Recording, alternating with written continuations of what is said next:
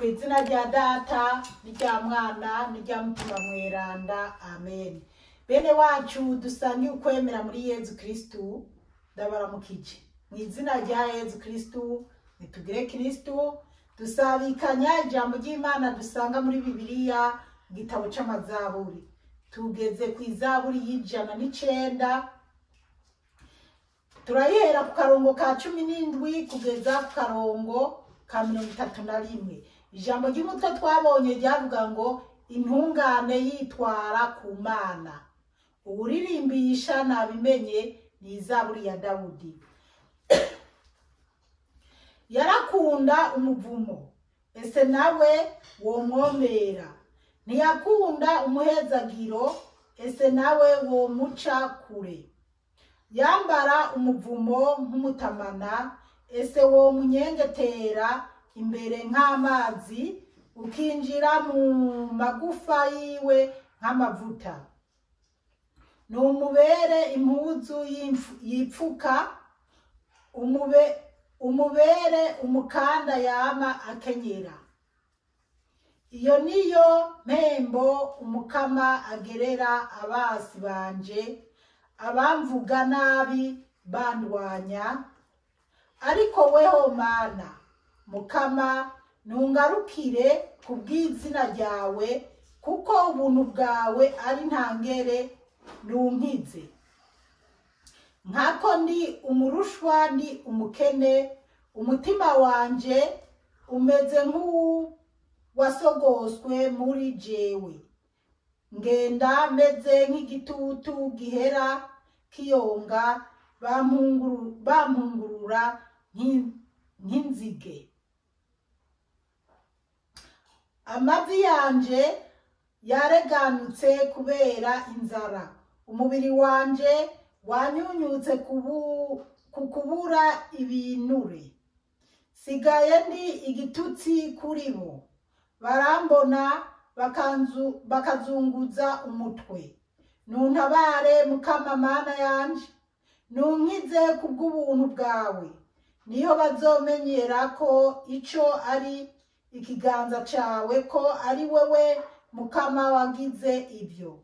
Bo baravuma ariko wewe ugahezagira. Bahagurukira kundwanya bagatetegwa, umusavyi wawe we akanezerwa. Ese abanyagiriza bo kwambara ibara, bakipfuka ibitetegwe byabo nk'umutamana. Nzoshimagiza cane Umukama, n'umunwa wanje nzomuhayagiza hagati mw'isinzi ry'abantu. Nkako ahagarara iburyo bw'umukene, kugira ngo akure ubuzima bwiwe mu minwe y'abamucira urubanza. Bene wacu muri Yezu Kristu, iri ni ijambo ry'Imana, dushima Imana. Bana b'Imana, ku izaburi y'109, iyi ni audio ya nyuma. Turabandanya kwisungira ijambo rivuga ngo intungane yitwara ku Mana. Twahagaritse tugeze ku karongo ka 16, noneho rero tugiye guhera ku karongo ka 17. Haravuga ngo yarakunda umuvumo, ese nawe womwomera. Aba ni babandi baba bariko baravuma Dawudi, bavuga nabi Dawudi, mugabo bariko barasabira Dawudi ku Mana, kugira Imana imugirire nabi, igirire nabi Dawudi. Rero Imana ni nyinshi. Ntabwo bariko barasaba irya Mana yo mwijuru, ahubwo bariko barasaba kwa Satani. Murazi ko hariho abantu bagenda gusaba kwa Satani, basabira abantu inabi canke kugupfa. Rero iyo wowe ufise Imana yo mwijuru uhagaraye ko, wumva ko iyo Mana uhagaze n'amaguru yawe, canke uko wowe uri kose ushikamye, iyo Mana yo mwijuru niyo Mana ikura Imana zose. Ibyabo bo kuvuma byose biraheza bigacika ubusa. Ntiyakunda umuhezagiro, ese nawe womuca kure. ngo bakumva ngo Dawudi ntiyakunda umuhezagiro, bo bariko baramusabira ngo si umuhezagiro wo mucakure ntagahezagirwe, kumwe abantu badusarira inabi ngo ntitugahezagirwe. Ariko haleluya, amen. Wewe hagarara neza, Imana izoguhezagira. Abasi bawe baraba barakwipfuriza ngo arakagira ukuntu ngo ntakabona ibyiza ntakagire, ariko sibo Mana. Hari abantu biyitira abana babo ngo sibo Mana koko. 18 yambara umuvumo nk'umutamana, ese wo munyengetera imbere nk'amazi. Ngo yambara umuvumo babesha Dawudi ngo yaravuma. Mugabo umutware cyangwa umuntu w'Imana aravuma ibitari byiza, arabivuma akinjira mu magufa yiwe nk'amazi. Ngo imbere nk'amazi, mbese bakumva ko umuvumo wo muca ko ngo amazi ngo akamwinjira imbere mu magufa, ngo amavuta ngo nk'uko amavuta yinjira mu muntu. Urazi iyo unyweye amazi arakwira umubiri wose, iyo uriye ibyo kurya birimo amavuta niyo ajya mu misokoro akaja mu magufa, mbese akubaka imibiri yacu neza. Nabo bumva rero ngo imivumo ngo ije muri Dawudi ngo imufate ngo umunyengetere ngo mbese ntakabona ibyiza. Imana idutabare cyane. Ariko 19 numubere impuzu yipfuka, umubere umukanda yama akenyera. Numubere impuzu yipfuka, umubere umukanda yama akenyera. Imivumo bipfuriza Dawudi. Iyo niyo mpembo umukama agerera abasi banje abamvuga nabi bandwanya. Abantu rero baba bumva ko umukama uri kuravuga nabi, hari gihe abantu cyane, hari n'igihe nawe uba uri mukuri ukumva ibyo uvuze kuri mugenzawe ukumva byoca bimubako, ariko siko Imana ikora. Naho ujya muntu yobari mubi yakuvumye canke yaguhaye ishano canke yakugiriye nabi, kumva ati yewe Imana yari mukubise, iyo Imana yari mugiriye akamaramara. Ariko ntabwo Imana ikora nkuko twebwe dukora. Imana twese bidukunda, nujya yakoze amakosa Imana ibimukunda, ahubwo Imana ibishaka ko twigarura. 21 ariko weho Mana mukama ntungarukire kubw'izina ryawe, kuko ubuntu bwawe ari ntangere nunkize. Noneho rero Dawudi atanguye kugaruka. Ubwa mbere hajya bijya byose bya mbere twari ko turabona canke twabonye mu ijya audio twatanguye, Dawudi yari kararega abwira Imana ibyo bamuvuga n'ibyo bamwipfuriza n'imivumo n'ibibi byose bipfuza ko byo mushikira.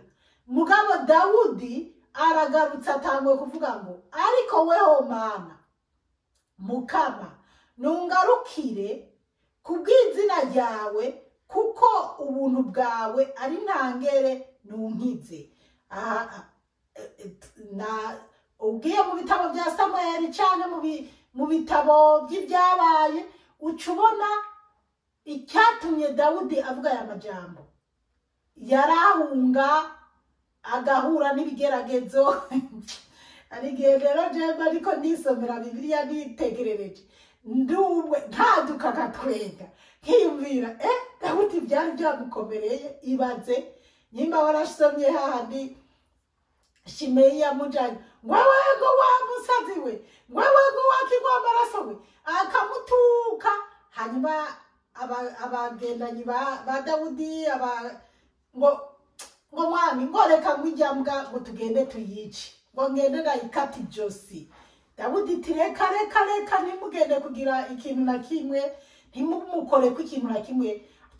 Mbega niyo ari Imana yavuze antuke, yamutumye kuntuka. Reka Dawudi akumva kumenga n'Imana yamuhevye, akumva umenga ari mu mafuti, ariko Imana yabiri kumwe nawe. Mugabo Imana ikavuga ati no, ni mumureke. Ariko rero hakageraho babandi bamutuka, babonye bihindutse, uramaze kubona ibintu bihindutse, babandi bakuvuze nabi baca batangura kukwiyegereza, batangura kuza umuntu niyagukorera ikibi ntuze wipfuze kwapfa, ntuze wipfuze kwapfa, ahubwo uramusabira kuramba kugira uzohezagirwe abona, hanyuma yibaza ati yo kuki namugiriye nabi kwa kundi kose. Urazi kugirira nabi umuntu ukisanga mu bitaro hariko haravura umwana wiwe, uwo wagiriye nabi, uwo wanyanganije, uwo wazurumye itongo, ugasanga umwana wiwe niwe agira gutera urushinge, niwe ariko aragufata ibipimo, niwe ariko aragufata amaraso, niwe agira gukura iryinyo. Bana b'Imana, twige kubana mu mahoro, tubahana, ntukaraba umukene, ejo azova mu bukire, utabizi bizohinduka. Reka twibandanirize. Ariko weho Mana, tugeze kuri 23, ngenda meze nk'igitutu gihera kiyonga, bampungurura nk'inzige. Ngo agenda meze nk'igitutu gihera kiyonga ngo bamuhungurura nk'inzige. Ubwo nyene ni bya bibazo yabarika yacamwo, ariko arabwira Imana. Murantunga 22 haravuga ngo nkako ndi umurushwa, ndi umukene, umutima wanje umeze nk'uwasogoswe muri jewe. Yariko arabwira Imana ukuntu ari umurushwa, ari umukene, ukuntu umutima wiwe usigaye umerewe, mbega ibibazo arimo. 23 ngenda meze nk'igitutu gihera kiyonga, bampungurura nk'inzige. Igitutu murazi, igitutu urakibona mugabo nyuma ukabona cyagiye cyayonze. Rero yumva ibibazo arimo ntibyari byoroshe, kandi niho dusanga ahantu hose Dawudi yaragendana amafodi, nyimbara amafodi, agasenga, naho yaba yagiye ku rugamba haragera ahantu uti nimuze dusenge, ibintu nk'ibyo. 24 amavi yanje yareganutse kubera inzara, umubiri wanje wanyunyutse kubura ibinure. Ngo amavi yareganutse, umubiri wayoyotse kubura ibinure. Abantu bari mu bihugu biteye imbere, sinzi si byose, mugabo abari muri Australia, muri Melbourne, sinzi ko n'ahandi ariko bimeze, abantu babirabure benshi, sinzi abahavukiye, benshi twama ku kinini kitwa vitamini,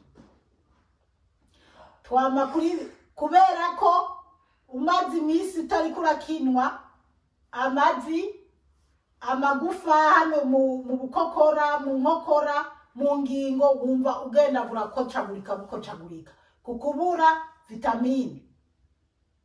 Ubwo rero niko na Dawudi yumva yarameze icyo gihe yari mu bibazo. Ariko iyo urinze uja mu Burundi, abeshi nanje ndimo, ugiye mu Burundi wari ufise ibibazo, nko mu kwa gatandatu ndi mu Burundi, navuye ngaha numva umugongo, mu mavi, kubera imbeho n'ikirere, numva kabisa. Ariko ngeze mu Burundi naciye numva nkomeye, kandi ya vitamine nitwongera kuyafata. Ariko ngarutse ugacuza no kwipimisha, basanga urivye wuzuye vitamine, umubiri wose ari sawa. Ariko haciye mu indwi 2 udafashe vitamine ucitangwa gukocagurika. Murantunga. Ariko ngira nagiye muri birebire. Sigaye ndi igitutsi kuri bo.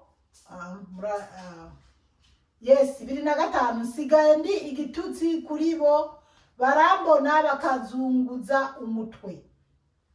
Baramubona bakazunguza umutwe. 2006. Nuntabare Mukama Mana yanje, nunkize kubw'ubuntu bwawe.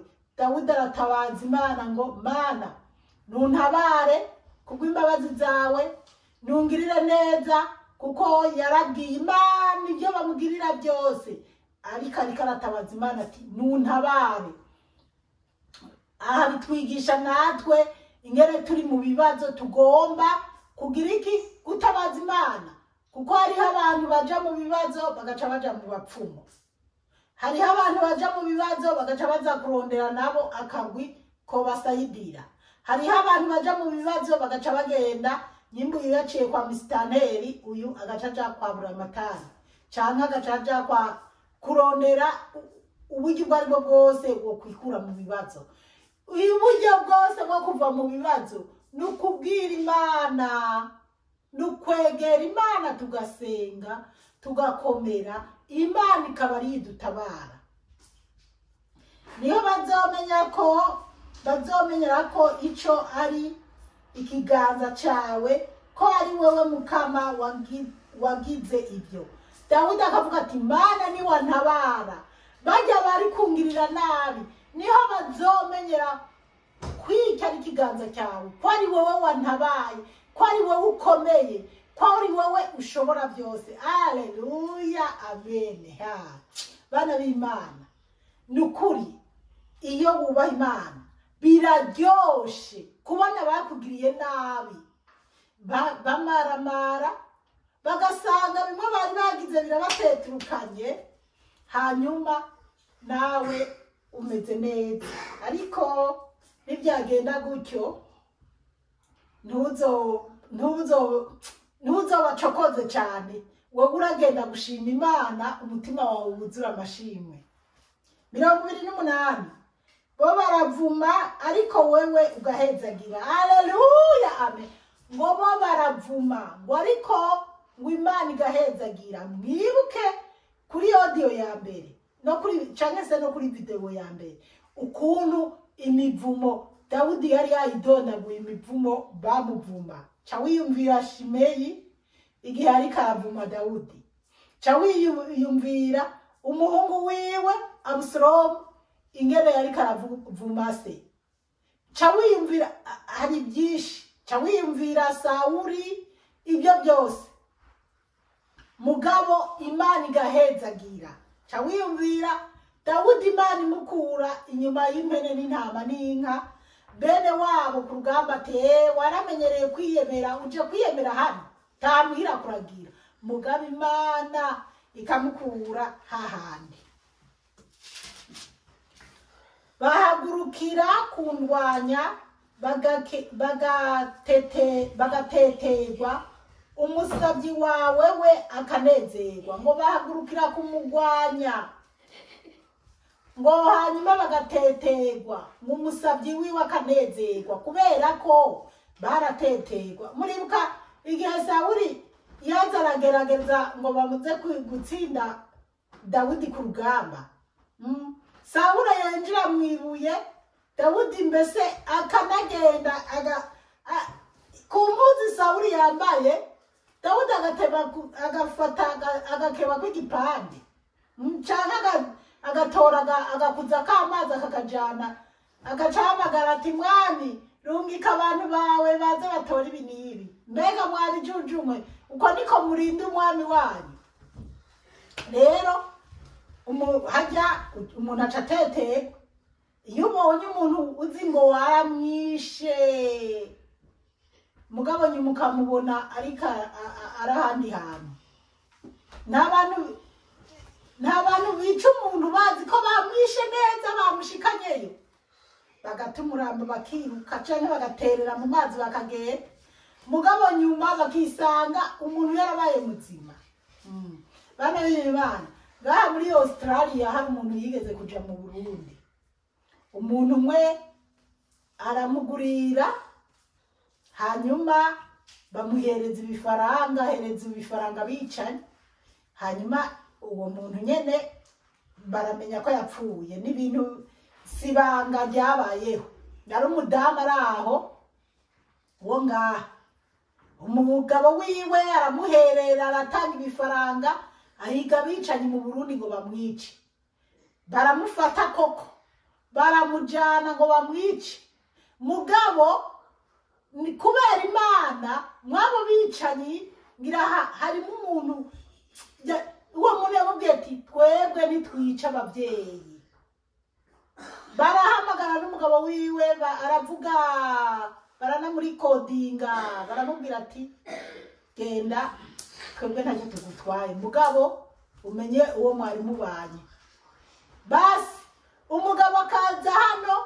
akaja mu bantu tukirirwa gukurira no kugandara umugabo yadutangarije ko umugore bamwiciye Burundi hanyuma umumama akaza mwibanga wa wundi amubonye acagwa mu kantu mbonye umuzimu bimeze gute rero ukagirira nabi umuntu ngo uramwishe utazi icyo Imana yateguye bana b'Imana si byiza kwipfuriza inabi umuntu canke kumva ko kwica umuntu si wowe wamuremye nturi Imana niba idufise ku bubasha 29 ese abanyagiriza bo kwambara ibara bakipfuka ibitetegwe byabo nk'umutamana Dawudi aravuga ngo se abanyagiriza bo maramara bakipfuka ibitetegwe byabo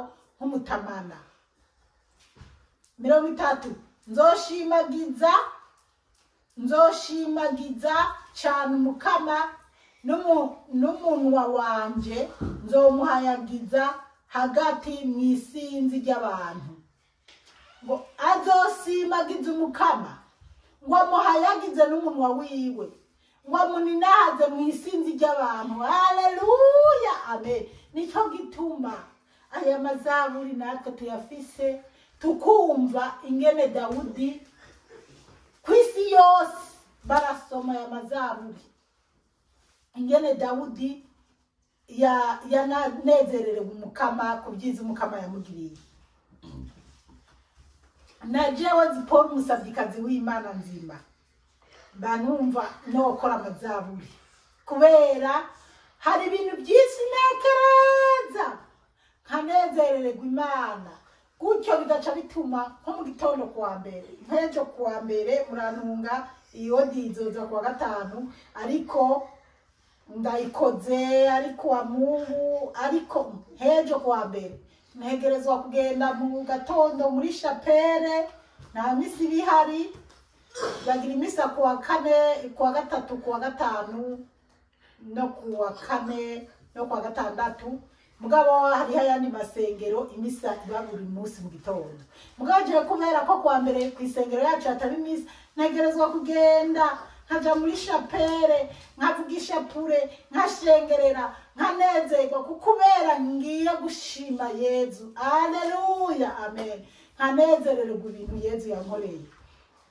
hari jambo karanari nashatse kuvuga bivanye n'ahantu nariko ndasigura nibuka ngo w'Imana yahezagiye nibuka igihe kimwe nigeze kuja i Burundi hanyuma nja gutembera ahantu mu kigwati kimwe abantu baranezerwa baranginira akaririmbo ngo Imana yahezagiye imuteturura bose bareba batangura kubazanya ngo Everine yasengera he iyo ndirimbo muri telefone yanje iyo umuntu antelefone niyo ndirimbo ikivuga abo bantu bandirimbiye ubwa mbere abantu batabizi barumvirikira Everine yasengera he bakibaza ndabasigurira nyene ati ni indirimbo yanje n'abantu bayindirimbi mu byukuri nituririmbo twishi n'utundi tujambo bashiramo mu byukuri narabonye ko Imana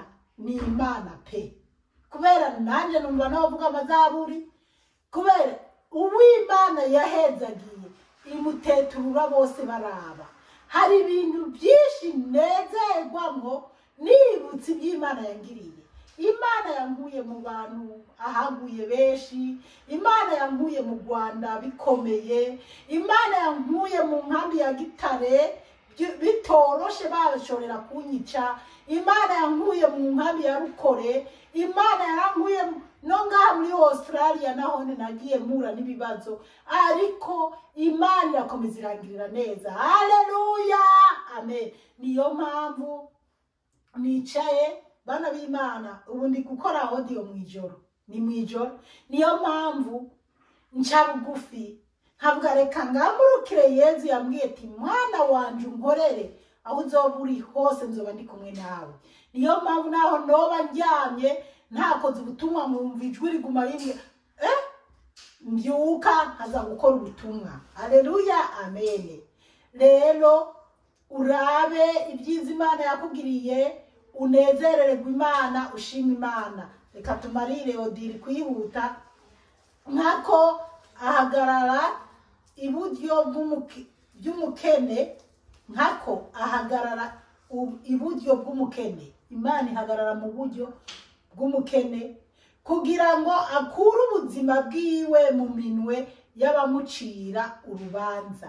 Imana ihagarara mu buryo ikagirira neza umukene, ikamuteturura ikamukura mu minwe y'abariko baramucira urubanza rwa ngondagonde. Hari imanza nyinshi nagiye mbamo bashaka kunjyaja kungirira nabi, ariko Imana igakinga. Yewe no ngaha muri Australia naragiye mu manza, ariko bamwe barashaka kubijyaja, mugabo Imana ibana nanje. Imana iranambira ati mwana wanje hagarara uku, ndahagararanye nawe, ibi nibi bizogenda uku n'uku, kandi bica bigenda uko Imana yabimbwiye. Imana ibahezagire cyane. Mwarahezagiwe n'Imana, Mukama bagirire neza, amen. Ku izina rya Data n'irya Mwana n'irya Mutima Mweranda, amen.